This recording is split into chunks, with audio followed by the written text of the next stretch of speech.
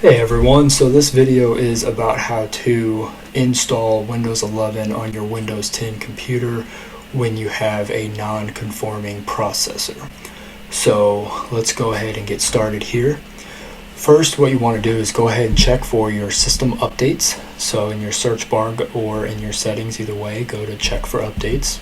So in Windows updates, you want to check for updates, and if it has an error like this one does here, this PC doesn't currently meet all the system requirements, blah blah blah, you can check what requirements your computer doesn't meet.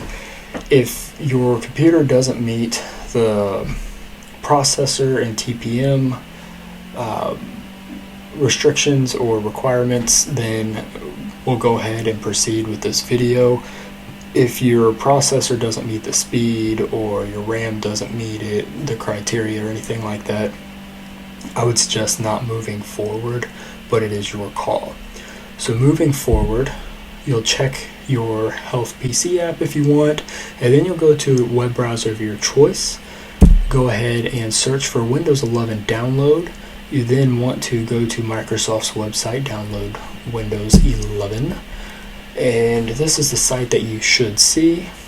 If your computer is compatible, but your check for updates isn't showing that you're able to install Windows 11, you can use the Windows 11 Install Assistant. So scroll down here, and you want to create a Windows 11 ISO. And that is going to be your second option here. So you got, or I guess your third option here. So you'll go ahead and click on, or choose your Windows 11 edition, and then you'll click download the 64-bit. And then while this is downloading, what you'll need to do is go into your registry.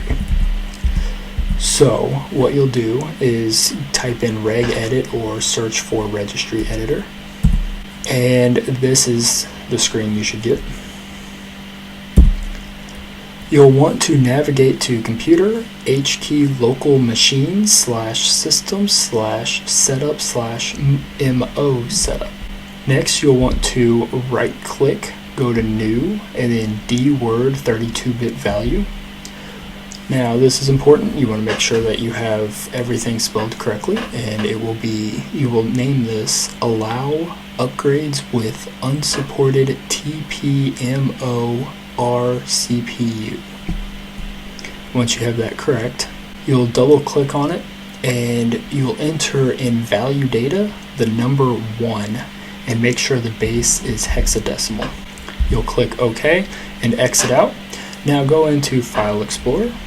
When you go into File Explorer, go to your downloads here, and on the Windows 11 ISO, you can either double click or you can right click open with Windows Explorer.